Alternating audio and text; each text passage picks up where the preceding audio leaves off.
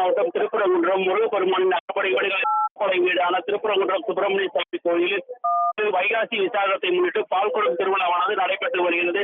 இதனை மதுரை மாவட்டம் மற்றும் சுற்றுப்புற மாவட்டங்களில் இருந்து பல்லாயிரக்கணக்கான பக்தர்கள் காலை 5 மணி முதல் பால்குடம் ஏந்தி வந்து கோவிலுக்கு தரிசனம் செய்ய வந்துள்ளனர். ஆனால் வெயிலின் தாக்கம் அதிகமாகி விட்டதால் தமிழ் கடவுள் முருகனின் அறுபடை வீடு முதற்படை வீடான திருப்பரங்குன்றத்தில் விசாக திருவிழாவை நடைபெற்று வரும் நிலையில் அதிகாலை முதலே பல்லாயிரக்கணக்கான பக்தர்கள் சாமி தரிசனம் கோயிலுக்கு வந்து குவிந்து வருகின்றனர். நேரம் செல்ல செல்ல வெயிலின் தாக்கம் அதிகரித்து வரும் நிலையில் பக்தர்கள் கூட்டம் அதிகமாக இருக்கும் நிலையில் ஆங்காங்கே சிறுமிகள், பெண்கள் மற்றும் வயதானவர்கள் மயக்கமடைந்து வருகின்றனர். கோயில் நிர்வாகம் சார்பில் முறையான சன்னதி தெரு, கீழடி தெரு வீதிகளில் முறையான தண்ணீர் வசதி, பாதுகாப்பு ஏற்பாடுகள் கோவில் நிர்வாகம் மற்றும் அறநிலைத்துறை சார்பிலும் எந்தவித முன் ஏற்பாடுகளும் செய்யப்படவில்லை என்று பக்தர்கள் பெரும் குற்றச்சாட்டு வைக்கின்றனர்.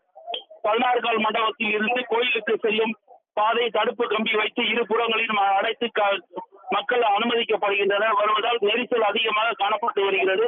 வெயிலின் தாக்கம் அதிகரித்து வருவதாலும் பக்தர்களுக்கு குடிநீர் ஆங்காங்கே ஏற்பாடு செய்யாததாலும் நேர்த்திக்கடன் செலுத்துவதற்காக கோயிலுக்கு வரும் பக்தர்கள் ஆங்காங்கே மயக்கமடைந்து வருகின்றனர். இதனால் மயக்கமடைவதால் காவல்துறையினர் உதவி செய்து குடிநீர் வழங்கி மேலும் ஜனநாயகத்தில் தங்க வைக்கின்றனர். மேலும் பெண் பக்தர்கள், குழந்தைகளுக்கு பாதுகாப்பு பணியில் இருக்கும் பெண் காவலர்கள் தண்ணீர், மோர் போன்றவை வழங்கி வருகின்றனர். வெயிலின் தாக்கம் அதிகமடைவதால் ஏகப்பட்ட பக்தர்கள் மயக்கமடைந்து வருகின்றனர்.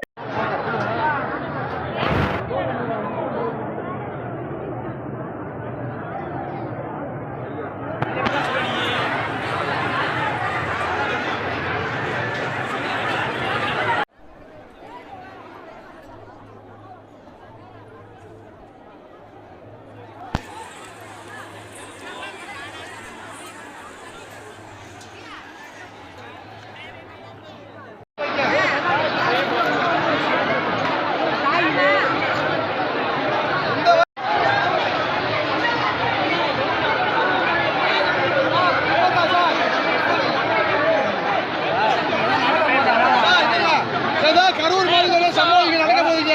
மக்கள் கூட இருக்காங்க. பாதுகாப்பு சுத்தமாக கிடையாது. ரொம்ப பண்றாங்க. பிள்ளைய மயக்க வைக்கிறது கிடக்காங்க.